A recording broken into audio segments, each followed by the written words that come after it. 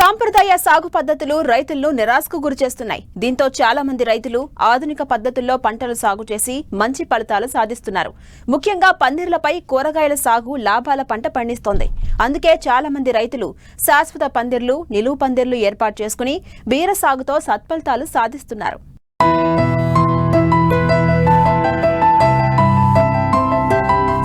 విధానంలో వస్తున్న విప్లవాత్మక మార్పులను అందిపుచ్చుకుంటున్న రైతులు నాణ్యమైన కూరగాయలు పండిస్తున్నారు. నేలబారు సాగులో కూరగాయలు కుళ్లిపోవడంతో పాటు మచ్చలు ఏర్పడి నాణ్యత లోపించడం వల్ల మార్కెట్లో ధర రాక నష్టపోయిన సందర్భాలు అనేకం.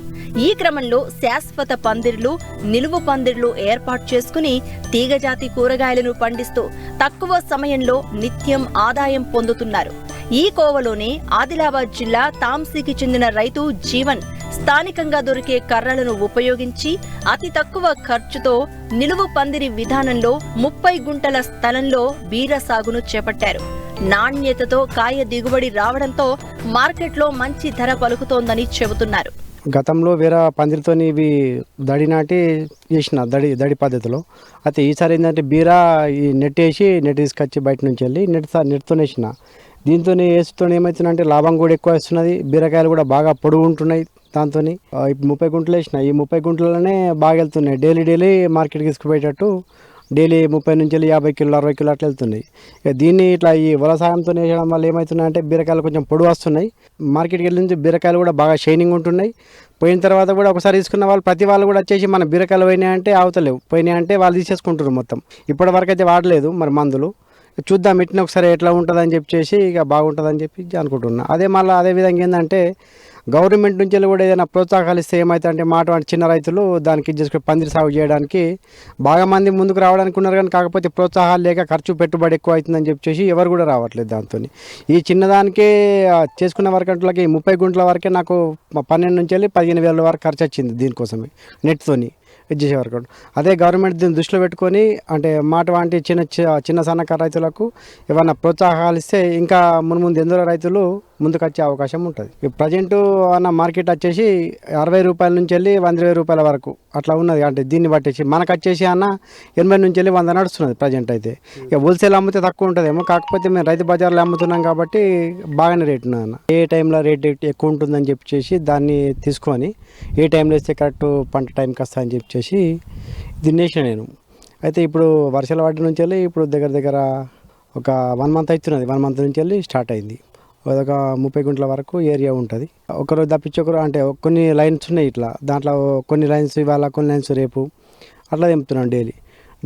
ఒక్కోసారి తెంపినప్పల్లా 30 కిలోల నుంచి వెళ్ళి 50 కిలోలు 60 కిలో అట్లా వెళ్తున్నాయి డైలీ. అంటే డైలీ మార్కెట్ అమ్ముతాం కాబట్టి రైతు బజార్కు డైలీ వెళ్ళేటట్టు దాన్ని ప్లాన్ వేసుకొని డైలీ కొని తెంపుతున్నాం అట్లా. పశ్చిమ గోదావరి జిల్లా పాలకొల్లు మండలం వడ్లవానిపాలెం గ్రామానికి చెందిన రైతు కూడా బీర సాగు చేస్తున్నారు. పందిరి నిర్మాణానికి ప్రారంభపు పెట్టుబడి ఎక్కువగా ఉన్నా పంటకాలం ఎక్కువగా ఉండడం, నాణ్యమైన అధిక దిగుబడి వస్తూ ఉండడంతో ఈ విధానంలో మంచి ఫలితాలు వస్తున్నాయంటున్నారు. దీనికి తోడు ధర కలిసి వచ్చిన సందర్భాల్లో లాభాల బాటలో పయనించవచ్చని చెబుతున్నారు. మేము ఒక అరకర నెల బీరపాదులు సాగు చేస్తాం. బీరపాదులు ఇత్తనాలు గోల్డెన్ స్వీట్ పెడతాం, ఇత్తనాలు బెంగళూరు స్వీట్ పెడతాం. ముందు దుక్కేసుకుంటాం, దుక్కేసిన తర్వాత పర్లేస్తాం, పర్లేసిన తర్వాత ఇత్తనాలు పెడతాం. ఇత్తనాలు పెట్టిన మొలిసినప్పుడు ఒకసారి పిచికారీ చేస్తాం, మళ్ళీ రెండోసారి పిచికారీ చేస్తాం. మూడోసారి పిచికారీ చేసినప్పుడు మందు నీళ్ళు ఒక 10 సెంట్లకి 60 బస్తా చొప్పున మందు నీళ్ళు పోస్తాం. ఫస్ట్ సెకండ్ ట్రిప్ కాంప్లెక్స్ కలిపి పోస్తాం. మూడో ట్రిప్ కూడా కొద్దిగా పోయాలంటే యూరియా కలిపి పోసుకోవచ్చు, కాంప్లెక్స్ కూడా పోసుకోవచ్చు. తర్వాత పాదు ఎదిగిన తర్వాత మందులు మళ్ళీ పిచికారీ మామూలే. లైన్ కలిసి బాగుంటే ఎకరానికి బాగానే వస్తుంది. అయితే వాతావరణం కలాలి. వాతావరణం కలిస్తే పాదులు బాగుంటాయి. వాతావరణం కలకపోతే మనం ఎంత పిచికారీ చేసినా అది ప్రయోజనం ఉండదు. విత్తనాల నిమిషం 20,000 అవుతుందండి. పురుగుల మందులు, కాంప్లెక్స్, యూరియా ఇవన్నిటికి కలిపి ఒక 15,000 దాకా అవుతుంది అరెకరానికి. తర్వాత ప్రతి 15 రోజులు 20 రోజులు పోయిన తర్వాత కలుపు మొక్కలు ఏమైనా వస్తే శుభ్రంగా చేసేయాలి. క్లీన్ చేసిన తర్వాత వాటర్ ఎక్కువగా పరిల్లో తప్ప పైకి దిమ్మల మీద కంటే వాటర్ ఉండకూడదు. వాటర్ ఎక్కువైన రోజుని మనం తీసేసుకుని వాటర్ లేకుండా చేసుకోవాలి. ఆరుదల్లో ఉండాలి ఎప్పుడు చేను. ప్రతి ఒక్క పరికి మనం గెడ వేసుకుని పందిరిలు వేసుకుని పందిరి మీద ఎక్కించుకుంటే కాపు బాగుంటుందండి, దిగుబడి బాగుంటుంది. దాన్ని బట్టి మనం 15 రోజులకు ఒకసారి కలుపు, 15 రోజులకు ఒకసారి వాటర్ ఎక్కువగా లేకోకుండా మనం చూసుకుంటే మనకి దిగుబడి బాగుంటుందండి. తర్వాత వర్షాల్లో ఎప్పుడు కూడా మనకి వాటర్ లేకుండా చూసుకోవాలి. వర్షాకాలం పెడితే అదే మనకు జనవరిలో కనుక పెడితే కనుక అంత వాటర్ మనం తోడుకుంటాం కనుక వర్షం ఉండదు కాబట్టి పర్వాలేదు. 15 రోజులు అయిపోయిన తర్వాత 45 రోజులకి కాపుకి వస్తుంది.